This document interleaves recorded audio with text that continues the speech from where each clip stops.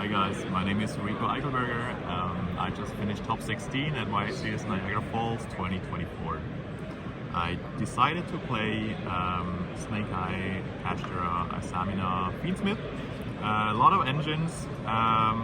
Did not have a lot of space for non-engine, so I decided to play like the strong engines like all combined together because that like makes up for the missing non-engine slots. Let's just get right into it. The Snake Eye lineup is very, very standard. The 5 monsters, I decided to play 1 oak only because I was on 45 cards and I didn't want to have like another card that does not do anything on its own. It did got better because of the deception, but I'm not sure if I will add a second one. Maybe will be correct. I gotta figure out for the next event, but I was very, very happy with this lineup. Were you ever missing the second oak? I think there was some times where I could have had, like the main use for it, in my opinion, is if you make your end board, you have the original in graveyard, you can put back the poplar, search for the second oak, summon out ash as poplar, and they have like 3 bodies again. Yeah. Because whenever this was engraved, it was just like unusable because these 3 were gone, and yeah, it didn't do anything else. So maybe adding a second oak will be correct. Then I played the 2 Snake Eye spells. Nothing to say about that. Next to the starters, kind of Wanted, Babel Star. It's just very standard. Only 2 bonfires. I do not play Birch, I want to play 1 Oak, and I do not want to see multiple of these. I think I have already so many starters, or not like... It was way better when Pop was on 2, obviously, because it was not even a starter, it was an extender as well. But it made it so harder to like play with it if you open this in Ash or this in Pop, and it's just... I don't like seeing it too much, and I played it the recent event before Asamina got released as a 3-off, because obviously it was a starter you needed, but since Asamina released and it gave you 3 more starters and the best starters ever printed, I think, you not necessarily need a 3rd bonfire in my opinion. Then the 1-for-1. It is debatable, it does play a lot into Fuvaros, which is so popular, but honestly I think this not only being able to summon the Snake Eye stuff, but also being able to summon the Fabled Lurry, it is so good, and it's like the best extender that exists. Then the Asamino card, very standard, so Deception 1 hollowed. Then the Fiendsmith lineup was 1 engraver only, the girl, Lurry, Tract. Okay, so tell us about this. How was the 1 engraver? The reasoning behind this lineup is if you draw any 1 card of these, it gives you access to anything. If you draw engraver, you can pitch it or Tract, Lurry, make Requiem. Requiem goes to Lacrima. You have like the 2 monsters. Any of these is Desiree and Sequence in whatever, and it also is the minimum requirements you have to play to make your Moon also 1-card star, like the 1-card Desiree, and also I did not want to have like another brick because I already am playing a lot of bricks. That's why you could debate to only play these 2. But if you draw an engraver, then it's just a brick, and I do not want to play any more bricks, so I decided to add these, which make engraver not a brick anymore. Makes sense. It made so much sense from the event, and it also performed very well. I played with the Fiendsmith cards a lot. I even like ODK'd a couple of times with just Fiendsmith engine and maybe some Kash cards without any Snake Eye access, because you can just Silentis, Phoenix, ODK them through so much. It was very good. I'm very happy with the ratio. Then the Kash part, 3 Unicorn, 1 Fenrir. You could cut Fenrir honestly, because it does not do a lot of it on its own. But if you open Fenrir Deception, it is so good. If you go second and they don't know how to play against Fenrir, it is so good. And sometimes even go first against Tenpai can be decent.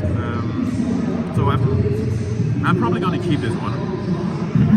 I also played one Rides Off and one Work, obviously. I do not want to play more of these because I expected some draws. I also got drawled a lot, but I did maybe saw this card once the entire weekend. But it is very good in theory, but you also don't want to see multiple of these, so I'm happy with the package. Did you ever side out any of the Kashtira cards? Never actually. Never, because go first they make you play through the Charmies. They make you play through Shifter, and going second they just are extenders. They already put so much pressure on. If you play into a second Snake board, even if it's Fire King or Kash or whatever, you go Unicorn, they have so much pressure on, because it's like, it's not even, it's first of all, it is like, you can rip the SP if they end on IP and they don't use the IP first. You can just Unicorn rip the SP, or if they have SP, IP and spell Trap Zone and bring it out with Flamebird, you can just try to use it to force it by Unicorn ripping something. And it also gives you Birth, which is an additional body, and also a send for the Snake Eyes. I was very happy with it. Cash cards overperformed so much this weekend. That was it for the engine. Then I have my 15 card non-engine slots. The full loss, very mandatory. Performed very well. Can't say anything bad about it. Then 3 Ash Blossom as the only other hand trap. That was for a good reason. I was trying to figure out what the form will look like. So I thought in this very young and new format, a lot of the people will play so safe because they are scared because of full-loss. Makes them play more around hand traps and end on weaker boards. That is where I think board breakers perform so well. And I was on my board breaks, I was on my list and I still had 3 slots.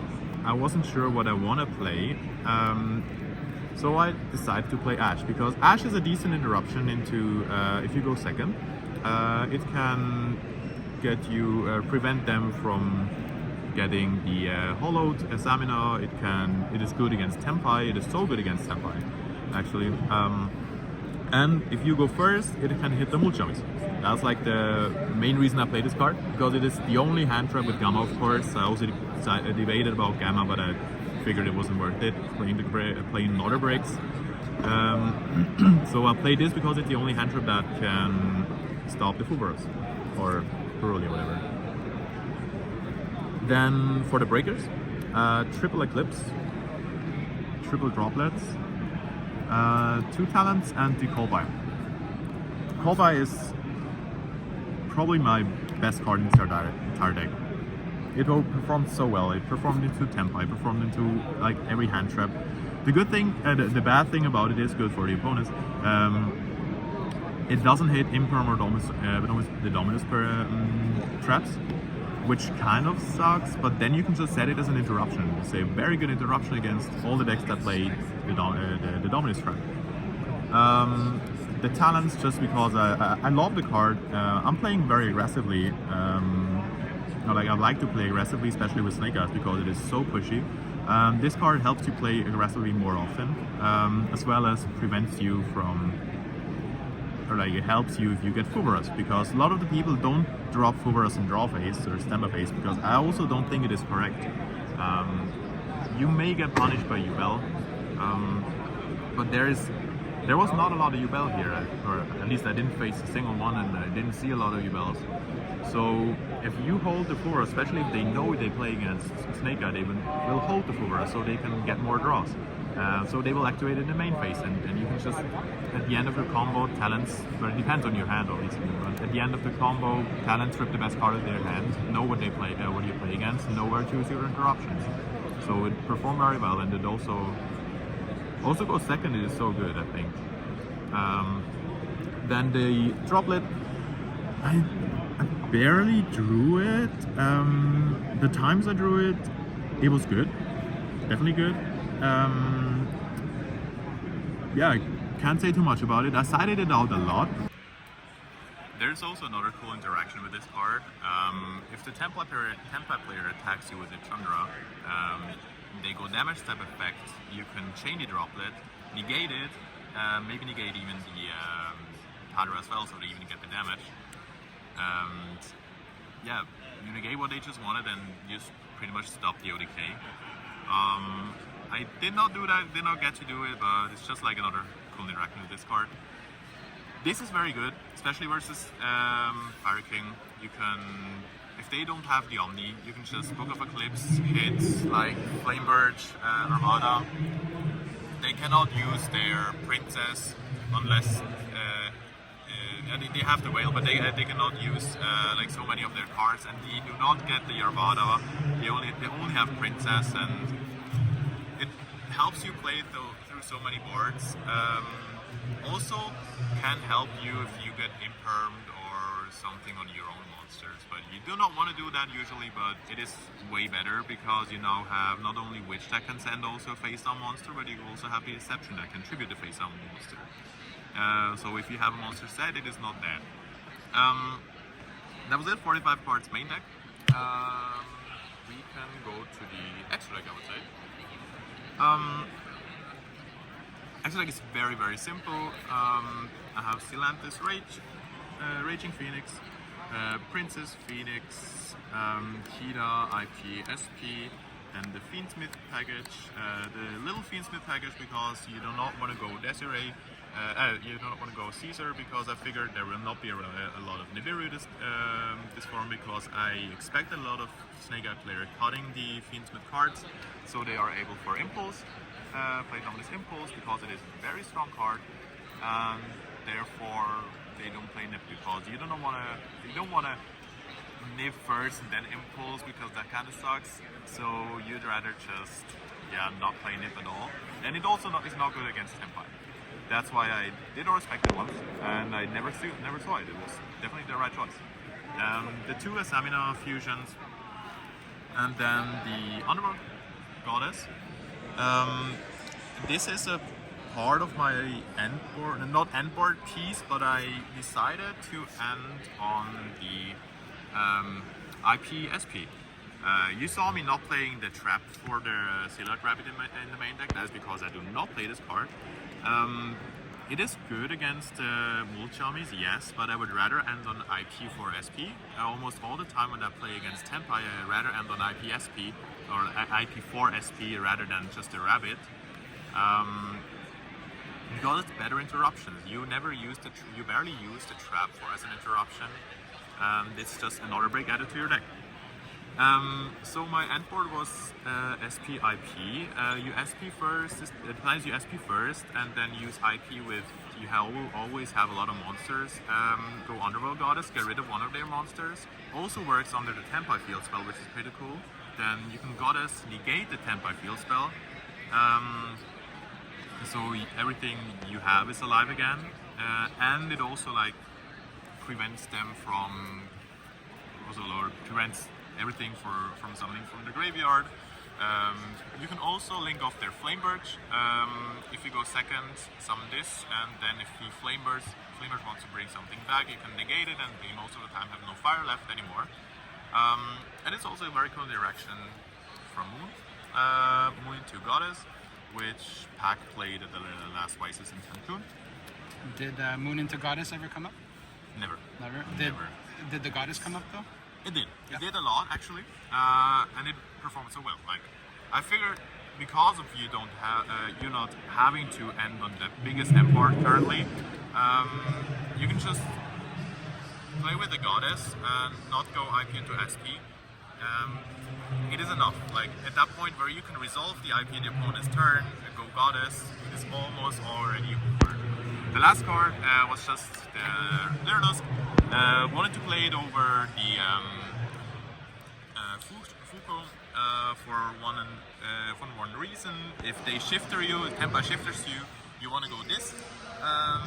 The only thing that can stop it is if they have Droplet and want to negate it, but if they have shifter, Droplet will be alive anyways. So yeah, actually summoned it once and it won me the game because it survived. Then side deck. Here I played triple Seer mode. This card is insane. I figured with the Kash cards you can and the like stamina cards, you can just not normal summon and still win. If you get to Sphere mode your opponent, you're mostly guaranteed to win. Especially into many Snake Eye boards, this card is so good. And also into rogue matchups, I played round 1 versus YCS Voice. He ended on like low skull the negate ritual. And what was the last card? I think Saravis even. And I just fear moded them. They couldn't do anything about it. Like the game was over. Game was over. Sphere mode, activate bonfire, search Poplar. Yeah, that was it. The Perulias, very good card. You gotta play it. Then I played Cosmic Sackbomb because it is good going first, good going second into a lot of matchups as well. It's just overall a great card, I think. I do respect the stuns every single event. I didn't play one, which I was very happy about it. But yeah, just wanted to be prepared for it. Also for Y Forest, but even though I don't think it's a thing right now. Then the rest was like 5 floodgates. Yeah, good cards. You most of the time win if you draw them. Except for my top 16 match. I drew 2 of them. These 2, my Tampa player Tampa opponent chose to go first, set 2 cards. I Cosmic one of his sets, set these 2 and tried to stop him from playing because he had waited me so I couldn't do anything anyways. He had Cosmic for the first and the set was a Judgment for the second, so I lost anyway, so yeah. My last card was a Gavy Dragon. Never came up, never got into time. I thought we would get into time a lot because it is a new format and people try to play safe. That takes time. They're new to the format, so also siding takes time. But yep, never really came up. Never got into time or never needed it. Makes sense. Well, congratulations. Thank you so much. Yeah. Do you have any shoutouts? First and foremost, definitely a huge shout out to my mom. She enabled me, not even this trip, but also like the last few trips. Would not be able to do all this without her. Second big shout out is the team I recently joined, United Doses. Big shout outs to all the guys there. It's a great team, great guys.